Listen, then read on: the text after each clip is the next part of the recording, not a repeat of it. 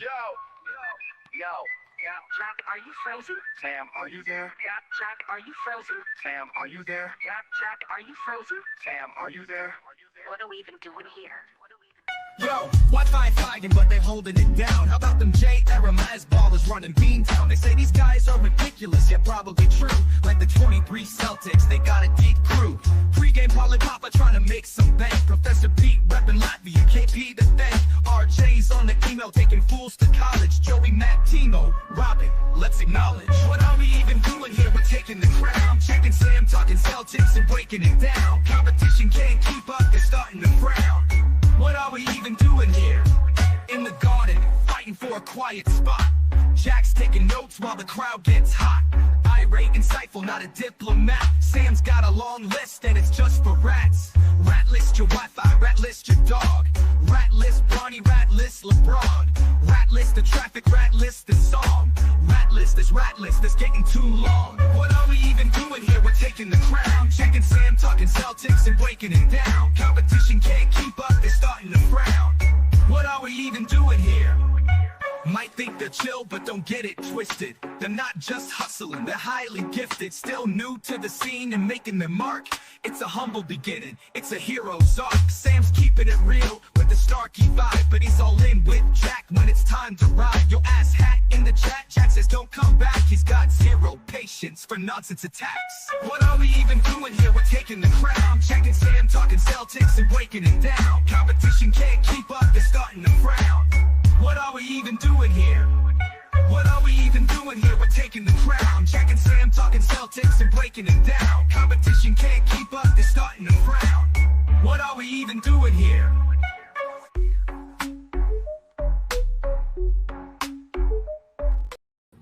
Hey, yo, Nick and I have made it. Jack is on the way. It's Friday. It's hopefully the first of many free win days. Knock on wood, they already lost this team this year. Who am I kidding? But the Celtics are in Brooklyn to take on the Nets, and they do have a very easy chunk of their schedule coming up over like the next 2 weeks. A lot of time to just start piling wins up. Yeah, man. If we do this stretch correctly, man, we can really gain some ground on maybe even catch the Pistons. I don't know, but we got the Nets, Chicago, Portland's. Probably it was going to be a tough game. Atlanta, you never know with them. Sacramento, Milwaukee is in the gutter right now. There's a lot of reports about the tension being at an all-time high with them. And Giannis, even though he would never request a trade, has had like 3 back-to-back post-game interviews kind of saying like cryptic shit. So you're not going to request a trade, but you're just going to go on every post-game and like be sad and shit. So I mean, I guess so. Hopefully, something happens there before the trade deadline. Then we play the Mavericks. Houston obviously is one of those games, but then like after this like stretch of like 6 or so easy or so games, we got Houston, Miami, New York, Chicago's not really all that, but Golden State, Lakers. So hold on, Lakers. Okay, yeah. After this stretch of games, we're gonna be it's going. Oh, sorry, somebody called me. After this stretch of games where we're like slated to win a lot of them, is gonna get tough. So we need to really take care of this. Yeah, the stretch is supposedly easy or supposed to be easy. It's the NBA; anything can happen. Right. Even at the back end, like some of those teams are not playing the best basketball. Like the Knicks are mixed in there before the All-Star break. They have been just nosediving. They beat this team by 55, 56 points on Wednesday. Probably pissed them off a little bit. Kind of upsetting for me personally. You know, you don't want to see them get too much fuel. Like the Lakers haven't been playing great. LeBron keeps saying how much he doesn't care and all he wants to do is watch golf. So there are opportunities to win games. That Houston game really is the next one to me that I'm like, oh, watch out for those guys. That's an intimidating team. Like tonight, Brooklyn has lost 3 in a row. Tomorrow night, you play Chicago. They're 5-5 in their last 10, but they've won 3 in a row. Like very, very winnable stretch for the Celtics here. By the way, the Celtics are a team that takes care of business against the bad teams. Like that is one thing for the most part you can count on with these guys this year. Ironically, like they've already lost to this Nets team. They've lost to the Bucks. They lost to Portland, who they'll see on Monday. But besides that, by the way, Portland playing really well, 8-2 in their last 10. Celtics, 4 of their 16 losses have come against like sub 500 teams. That's it. So they usually will come out on top. They have the DNA where they show up to work, you know. Yeah, we're 5-15 against the bottom 15 teams in net rating. So that's not like exactly the worst 15 teams, but as far as like record is, but to your point, we usually take advantage of these teams that aren't as good as us. But yeah, in that last Nets game where was that the last Nets game where we lost in the tournament, or did we play them one time after that?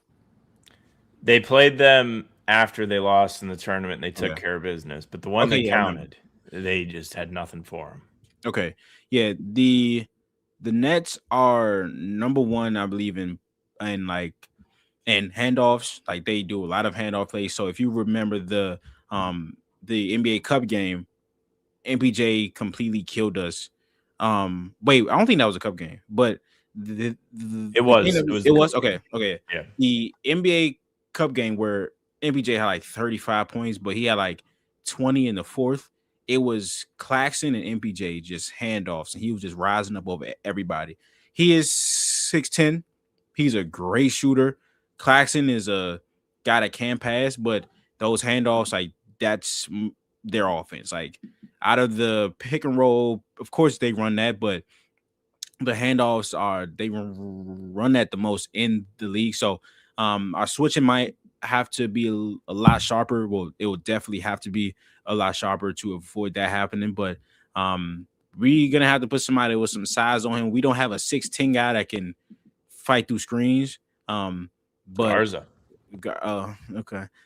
He can set screens. He can set screens, but anything with screens, he's your man. Okay, bet yeah, that'll probably work. He's smart enough to do it. So not yet, but Jordan Walsh probably if that happens, but we're gonna have to eliminate those you probably can't like take them all the way, but if we need to find a way if we're gonna take care of this game to like lessen the handoffs between specifically those two guys.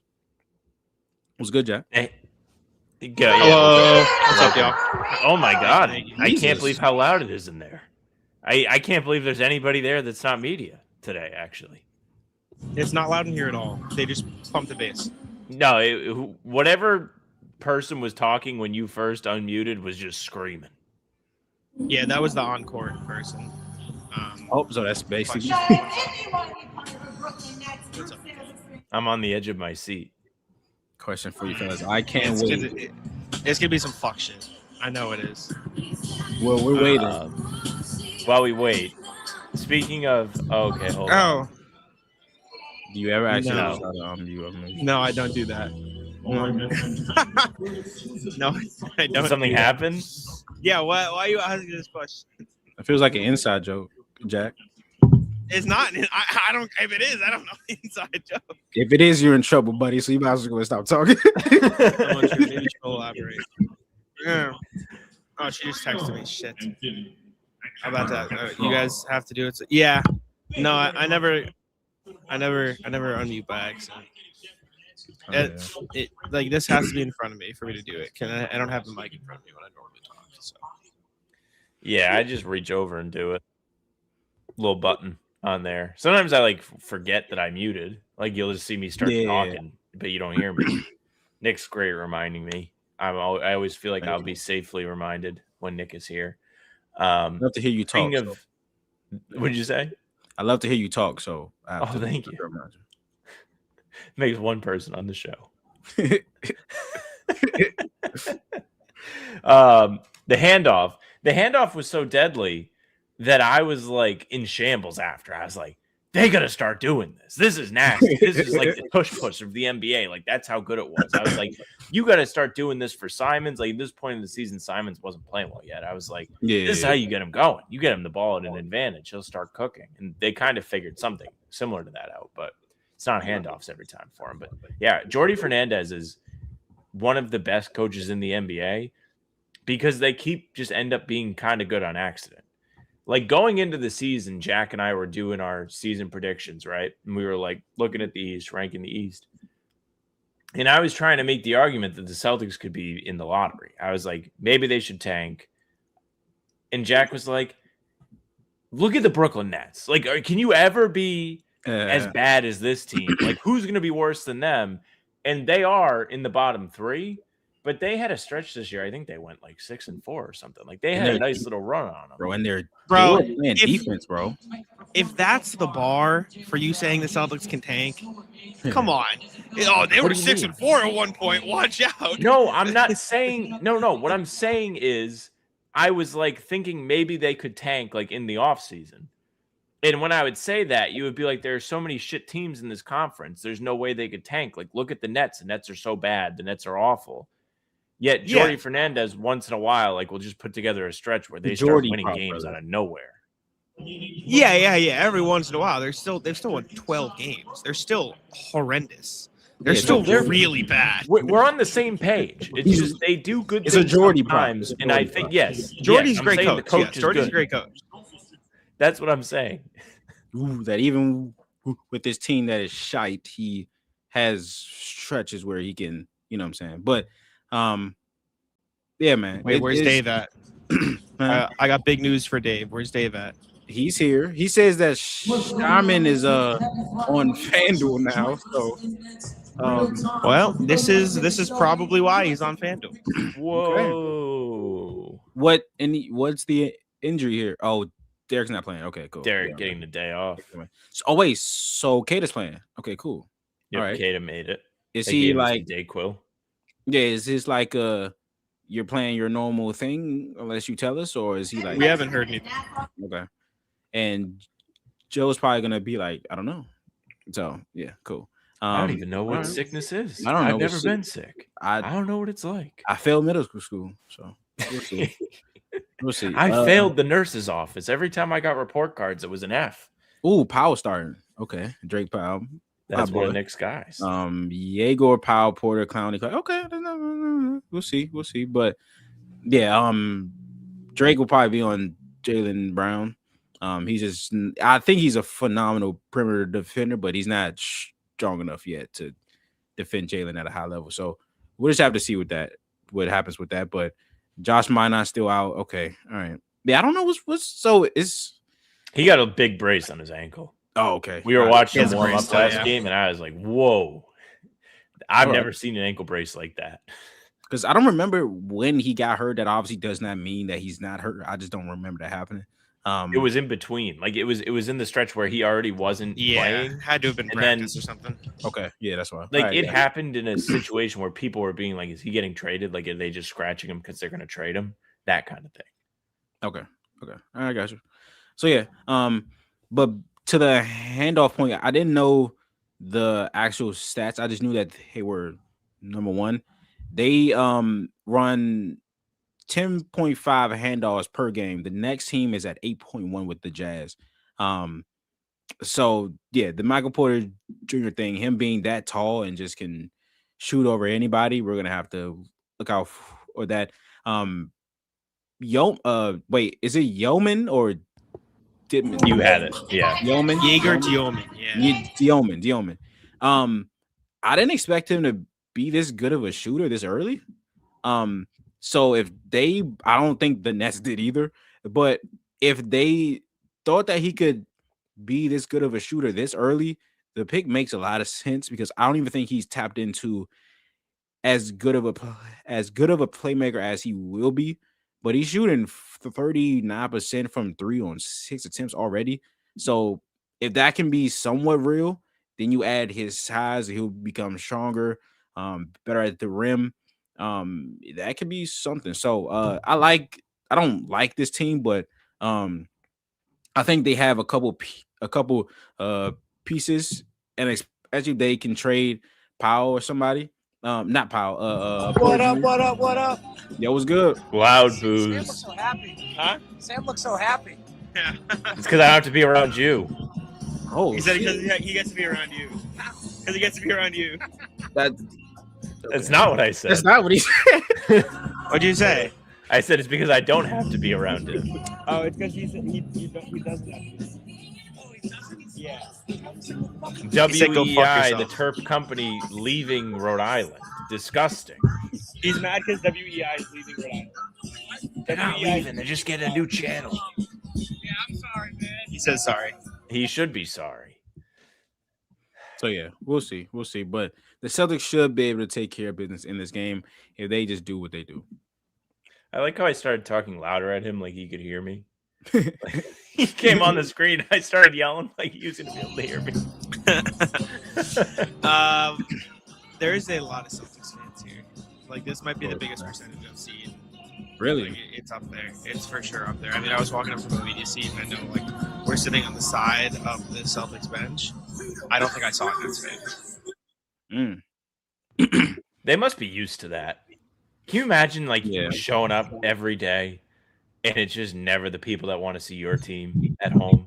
It's crazy. Just like you're in New York, which is a tourist destination anyways. Like, people can talk themselves into, oh, man, I can go to New York and I can see, you know, pick whatever NBA team. Probably even Jazz fans pull up on the block to see their team on the road. But must be just devastating.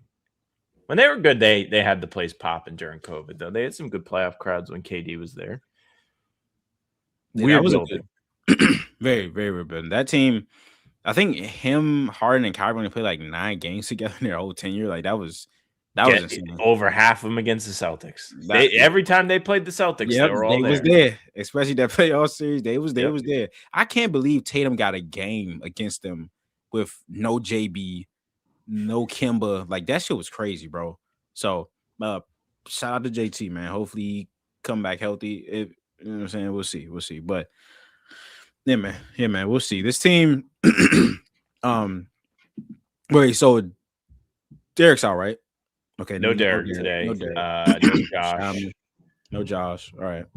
Kata, we'll see how he feels in the game. He'll probably, because I remember when he missed one game and then he came back for the T-Wolves game. He was like tired as shit, but like he played amazing.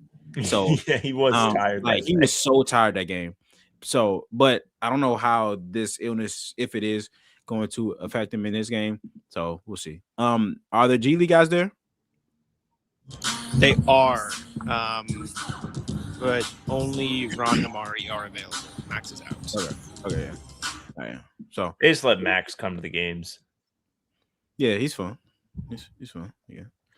Speaking of big men, somebody in the comments said it earlier. First look at Day'Ron Sharpe, since we all heard about him maybe being a guy that Brad Stevens likes.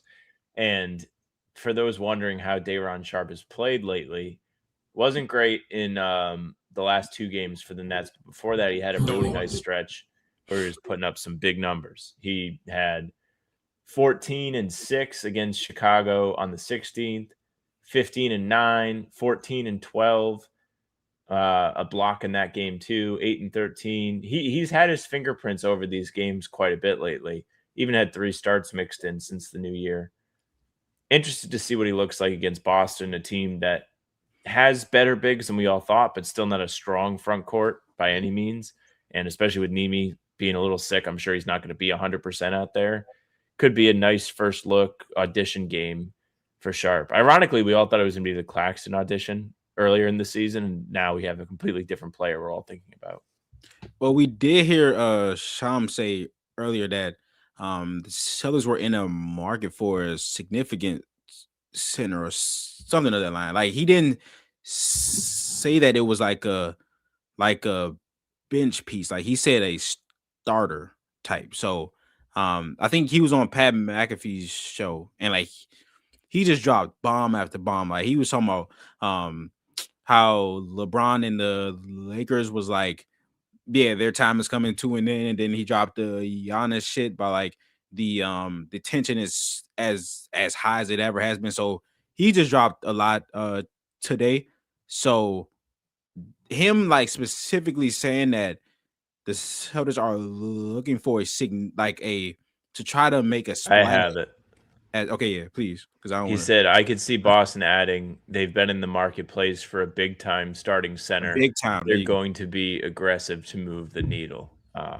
So it's tough for people to get intel on the Celtics. So we'll just have to see. But yeah, Sharp in his last 5 games, 11 points, 7 rebounds, 2 assists, and only 21 minutes a game. And something that people have said, oh, that's been kind of true, is that hey, if you want to play for the Celtics, you want to get acquired, you got to play good against the Celtics. So we'll see what happens. But yeah, Sharp is one of my low cost guys, but that's not what Shams thinks.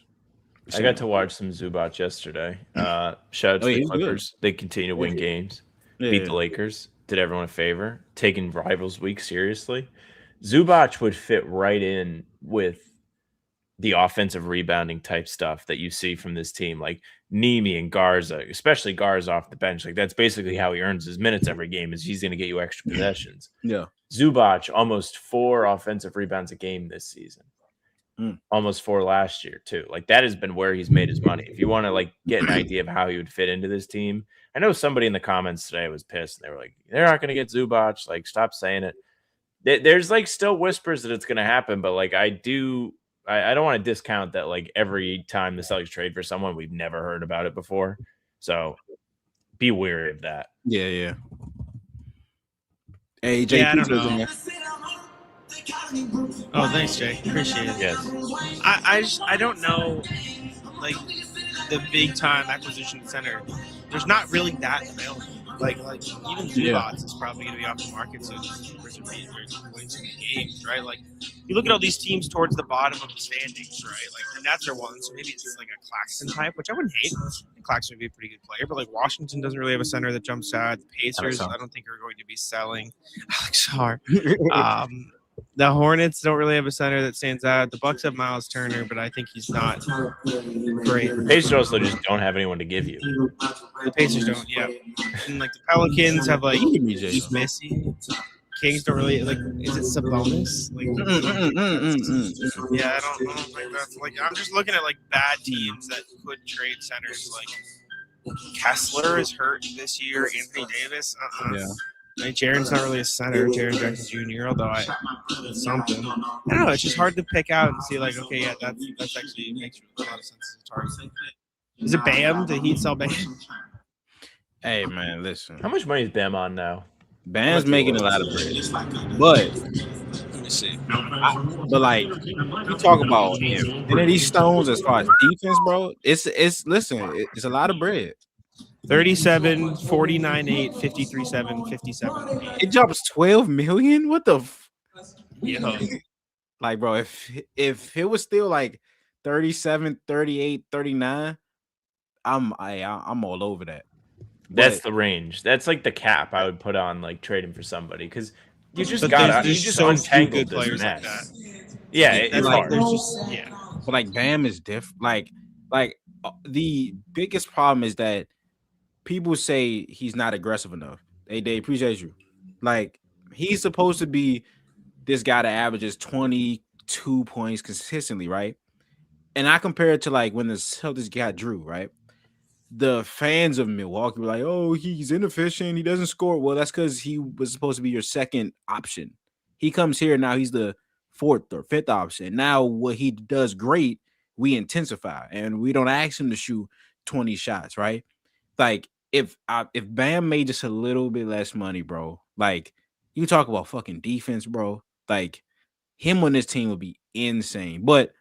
That $12 million jump, 50 million. It's a lot. That's different, bro. 57 by the end. It's crazy. I mean, I'm taking a look around the league, like guys who don't make a ton of money that like you could maybe get there. Excuse me, in terms of like maybe throw the right package at them, and it's pretty slim pickings. Like Jared Allen's. I was just looking at Cleveland. Really good. I don't know if they would sell, and they're a second apron team, so it would be pretty hard. And his contract even jumps. He's making 20 mil this year, but then 28, 30, 33. So like jumps a little bit. In that range, though, I feel like I'd still be okay with paying. Which is fine. There's Nas Reed. I don't know if he's a great defensive Yeah, fit, but he's a damn good player, and he Yeah. does make a lot of money. So it's like that's fine. Obviously, Zubats and Claxton, those are the guys. And I'm looking at guys that are under contract for 2 more years after this one, making less than a certain amount, right? Like, I don't know what the Hawk status is going to be, but like if you could say, hey, like you guys maybe want to reset like a Kongwu, like could you get Onyeka? Like would they be willing to part ways with him? I don't think so, because I think they like him. I would assume. Like it's hard to find guys that teams are willing to part ways with. Like, are the Blazers going to be like, oh, here's Klingon, we like Hansen Yang? No, right? Like you just don't get guys like that on cheap deals. Here's Roberto. He could. It just be. I know you've said this too. It just feels so weird having to go trade for him when, like, in my fan fiction in my head that they're just going to be able to sign him. Like he's going to want to come back this summer, and like, why would you bother? He's coming. And we just traded with the Blazers too. That's a good friendship. That is what they have. It's like the Spurs. The Spurs and the Celtics did a bunch of trades like around the time that Derek ended up here. Like they also took Noah Vonleh's contract just for the hell of it, just to be nice. Appreciate y'all. Yeah, the Jarrett Allen thing is interesting to me. I'm curious to see what the trade would actually have to look like, because it feels like it would be difficult with Cleveland being a second apron team and the Celtics being a first apron team. So Boston can't take more money back in a trade than they give. And then obviously the Cavs are strapped for what they can do. It would be probably very difficult to get it done. Maybe a third team has to get involved. I know it's something you've said when we've talked about trades and stuff. To answer this question, because the Celtics are good, the Warriors and Bucks aren't. Yeah. And Jalen has help. He just tore his Achilles. I think that's the biggest difference. And I know Jimmy's there too in Golden State, but it wasn't working when he was helping. So I think that's the biggest difference. Warriors are sneaky, like not as bad as I thought they were before Jimmy got hurt. Like I was looking at their record and it was better than I thought it was going to be. The way everyone was like, they're mid, they're in the playoffs and all that stuff. Jack, no, Jack, don't do. No, okay, no, you're right. Thank you. You're right. But yeah, Jack's blood pressure just went up. Yeah, I'll do it. Got a vein popping out of his forehead. He said, "I was like, oh, brother, don't do that. Hello, not yet." You're right. Nick held him back. He did the version of holding him back in the stream. Sorry, Sam, about the Warriors, sir. Oh no, nothing important. Just like I was looking at the standings when the Jimmy thing happened, because I was like, okay, like how far away are they from being out of the play-in? Because obviously, like my dumb fan fiction brain is like they're gonna go get Al Horford. Like they're not gonna go get him, but maybe they'll buy him out, right? Like the whole purpose of him going there was to compete for a championship. Yeah, they're not doing that now. The team, the rest of the supporting cast in Golden State is not elevated to the level that they needed them to be. Like, think about what has happened for the Celtics this year. I think there was a level of belief that that would happen for the Warriors internally, and it hasn't.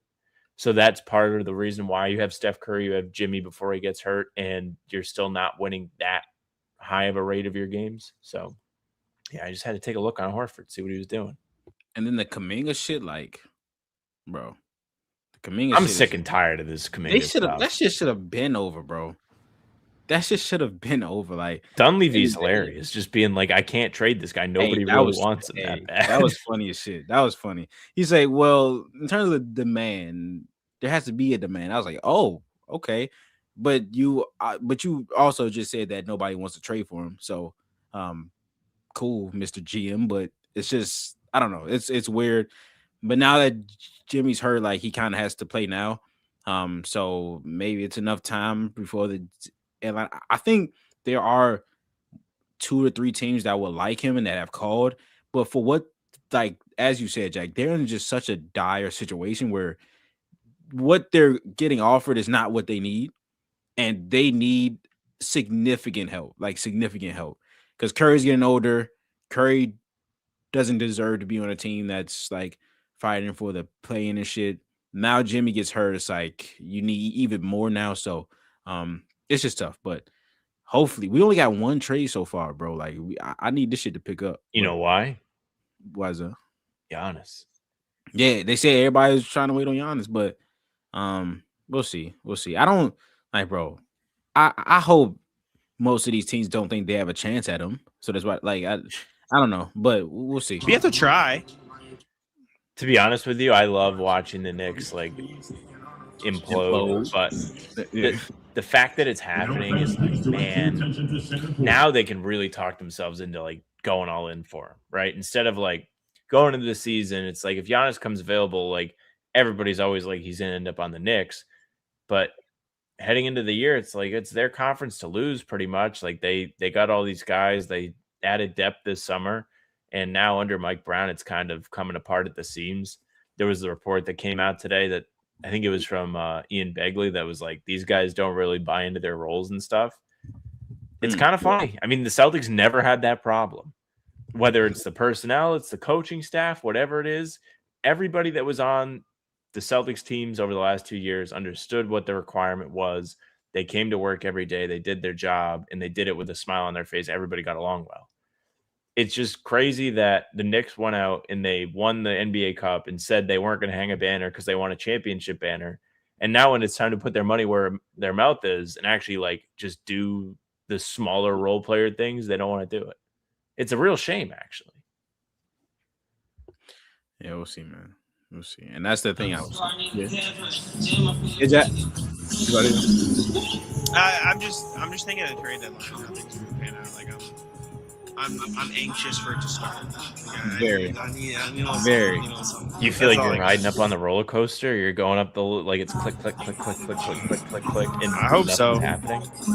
I hope so. Yeah. And what if nothing happens? Yeah. The last thing is what you said about the Knicks. Is how I felt about OKC. When everybody was like, "Oh, they're not as great as they think they are," don't let Sam Presti think they're as great as they are, because they're gonna trade some shit and it's gonna be over. So, yeah, but hopefully trade deadline. There's only been one trade.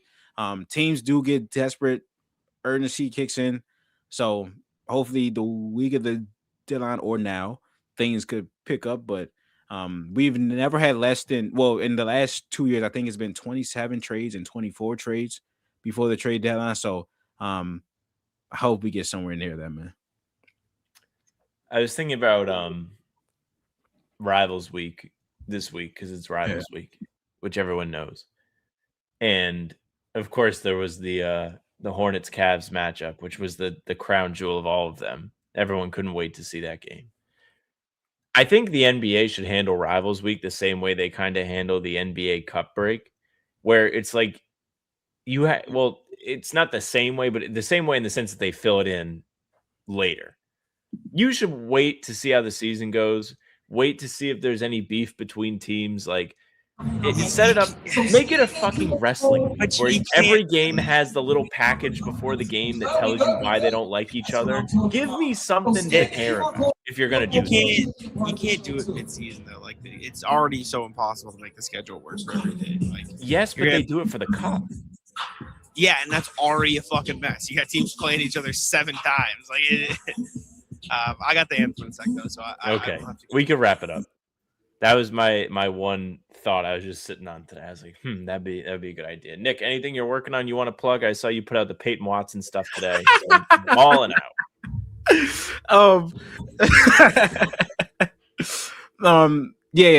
Nothing as of right now. Probably gonna have something out later tomorrow. Got work in the morning, but Nick NBA YouTube, Nick NBA YT on Twitter. Jack, Sam, appreciate y'all, man. All right, we'll wrap it up there. Big thanks to Dave and Roman who donated to us today. Nobody ever has to donate, but if you do, we do appreciate it. We're gonna wrap it there. Jack and I will be back in the morning. We'll have a game recap for this one. Except for us, bye. Here's Joe. I just got 3 things to say. God bless our troops. God bless America. And gentlemen, start your